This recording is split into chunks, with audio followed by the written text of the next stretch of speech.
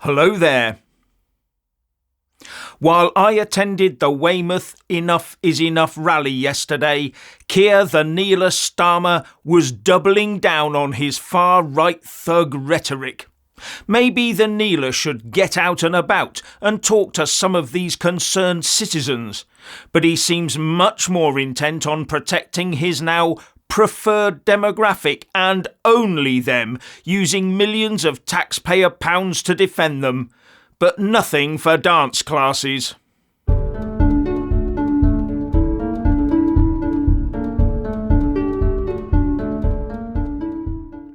One thing that Sir Keir Starmer needs to learn is that unlike money, which lefties love to burn through, unlike money, a nation's tolerance cannot be borrowed. When governments run out of taxpayers' money, they turn to the debt markets to sell them our government bonds or gilts in return for hard spendable cash, borrowed cash. Yes, we the taxpayers are paying the interest on those gilts, but the government is just using the system as a money tap to pay for their latest craziness.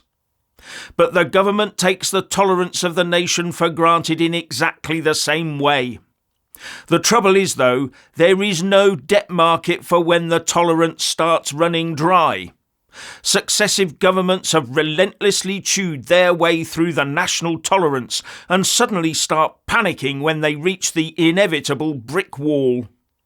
And no amount of bullying, hectoring and threats of jail will magic up any more tolerance. In fact, all that does is build up a reservoir of resentment and bitterness, and left unchecked that will definitely come back to haunt our establishment. But now the establishment has hit the tolerance brick wall and the reservoir of resentment has broken its banks, and we watch in horror as Keir Starmer doubles down with more draconian actions and laws. This from the man who, together with his deputy Angela Rayner, took the knee so quickly after the BLM violence that injured dozens of police officers. And today Starmer is on the verge of lumping the tens, if not hundreds of thousands of concerned citizens who attend these rallies in with the very small minority who cause violence.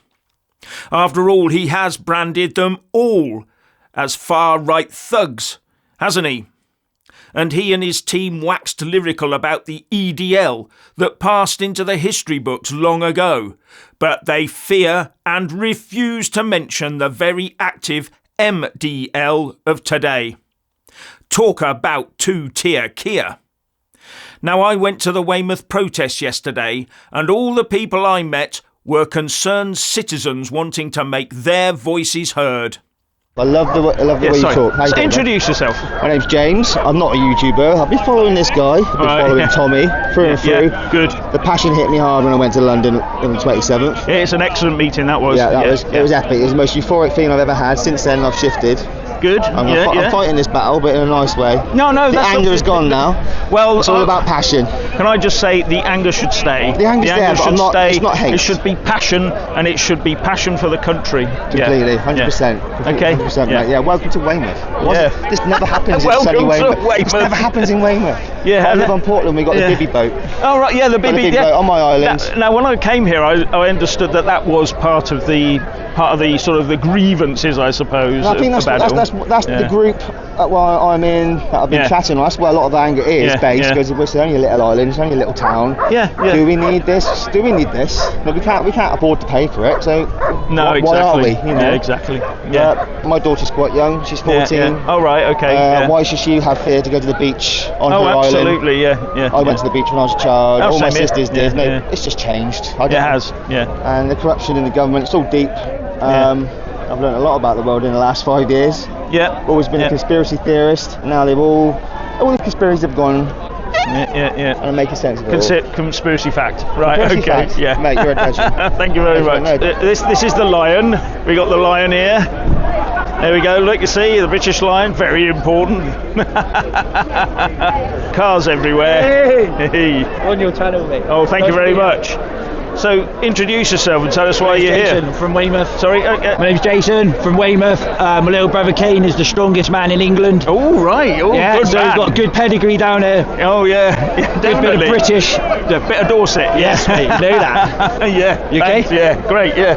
What if I didn't say that? Oh, come and introduce yourself. Say hello. Hello. All right. You have to come down a bit because I can't go up a bit. I can't go up a bit. See, Hello, this I'm guy Brian is from tall. Not that tall.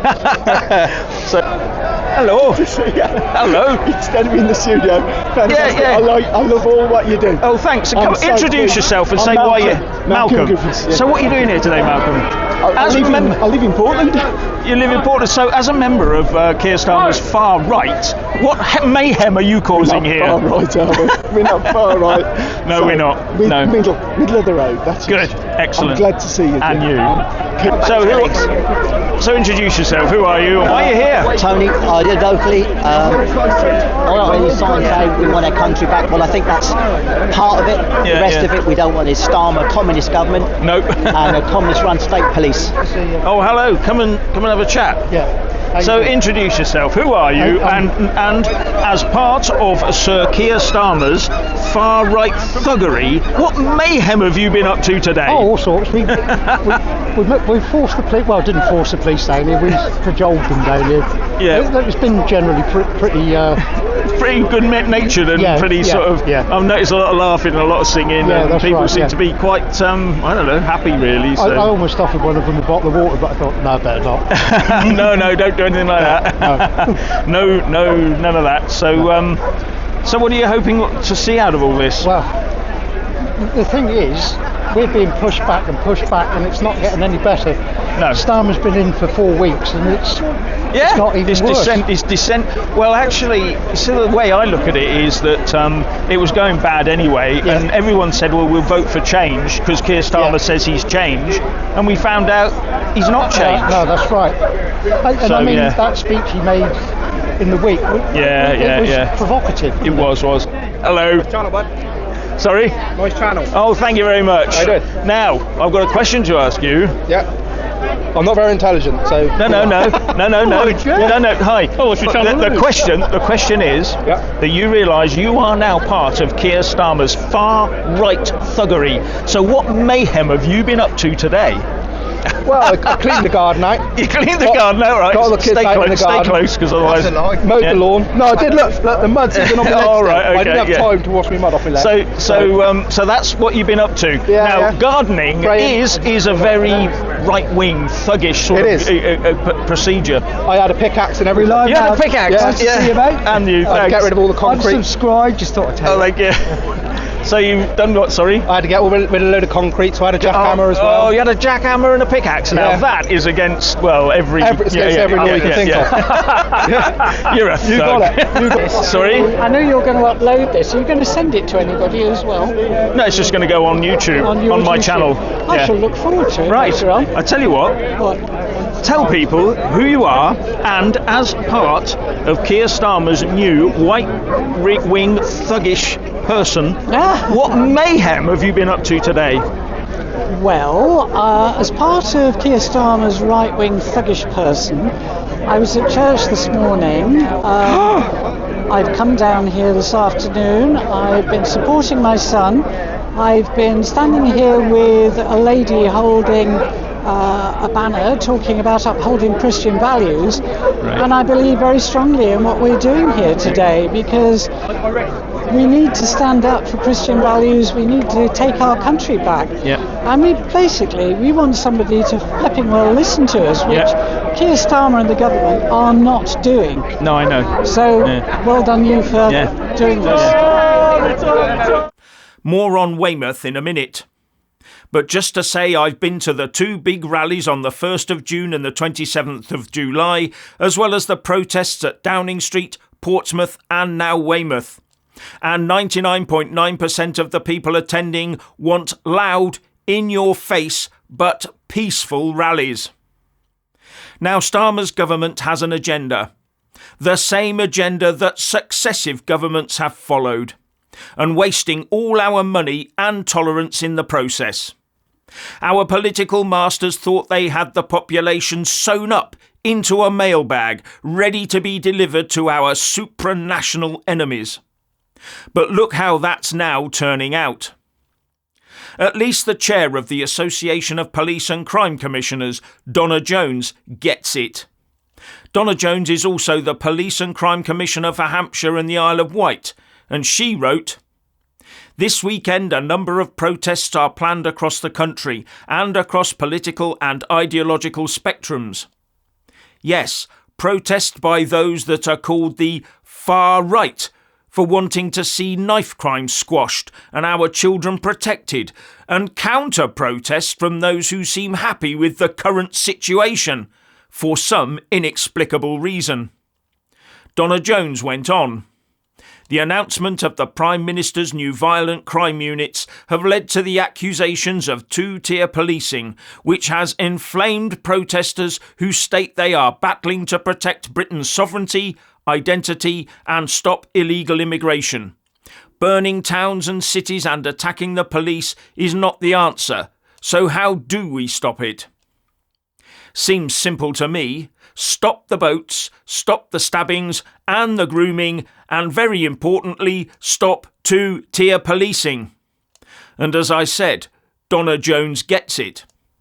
I've spoken to people from both sides of the spectrum, and the only way to stem the tide of violent disorder is to acknowledge what is causing it. Now that would be a unique approach, wouldn't it? But don't hold your breath. Labour has been champing at the bit to build all that DEI stuff into our society, even by force if necessary, as shown by actions of our now paramilitary police. Donna Jones continues, "Whilst the devastating attacks in Southport on Tuesday were a catalyst, the commonality amongst the protest groups appears to be focused on three key areas: the desire to protect Britain's sovereignty, the need to uphold British values, and in order to do this, stop illegal immigration." But it's not just illegal immigration, I would add. This is where she falls short. Legal migration has continued at such a pace that integration is not just virtually impossible, it is impossible. We must acknowledge that. Donna Jones continues, "The growth of feeling across the country has mirrored, to a lesser extent, the rebellion to illegal immigration that has played out across France over the last 12 months. And don't forget the Republic of Ireland. The people there are also going through the ringer. And in Northern Ireland, the momentous shedding of generational hatred between Protestants and Catholics in the face of this threat is testament to the feeling that something terrible is approaching us." And Donna Jones said, "The government must acknowledge what is causing this civil unrest in order to prevent it. Arresting people or creating violent disorder units is treating the symptom and not the cause." But I fear Sir Keir the Keir Starmer is not listening. His party, just like the other major parties, has too much political capital tied up in the likes of woke and DEI to change direction anytime soon. And some people might argue that it will take more than debating to get them to change course. Although I would argue that we still have time for talking. And that was the overwhelming opinion of those on the Weymouth protest. Now there was a smaller counter-protest of the usual pro-open borders mob there, but the police kept them at the southern end of the seafront and the pro-UK rally mustered at the Weymouth Pier bandstand entrance at the north. With the only trouble I saw being when the substantial numbers of police and their 6 dogs were unable to prevent the protest from going walkabout along the seafront towards the counter-protesters, forcing the police to race ahead in cars and on foot to try and re-establish a cordon further down the road. But they were very thinly spread. But despite this, no further attempt was made to cross that line, with the protesters waiting good-naturedly to see what happened next. But what that stretched blue line tells us is that police resources are already strained. One guy in a Tina Turner outfit did try to swim around the cordon, but was arrested with the help of one of the police dogs.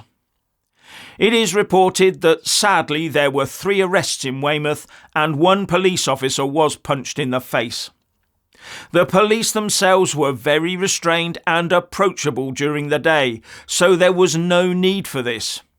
The protesters had made their point peacefully and loudly already. Now later on, as the protesters dispersed, they managed to surround the counter-protests to the point that the police was forced to don riot gear just in case, and keep a no-go zone operating between the 2 groups. But being the much smaller group, the counter-protesters, as usual shouting "Our streets," were hemmed in by the police. There was nowhere for the counter-protesters to go. They were surrounded. And we are now seeing how small those constantly moaning and shouting open border woke groups really are. And as far as I can see, the only thing being thrown there was shouts of racist and fascist from the open border counter-protesters. And unless the government starts taking the protesters seriously instead of trying to lock all concerned citizens up as far right, those counter-protesters will be an irrelevantly small number. And with that standoff, and it being about 8 p.m, I decided it was time to leave. But as I drove home, though, I did see at least 3 police cars and 1 arrest wagon hurtling the other way towards Weymouth. Blue lights flashing and sirens wailing. But today's reports do not suggest there was anything like a pitched battle in Weymouth. And I don't care what anyone says. Unlike those BLM rallies, the Weymouth affair really was an overwhelmingly peaceful affair. And the counter-protesters are already becoming irrelevant.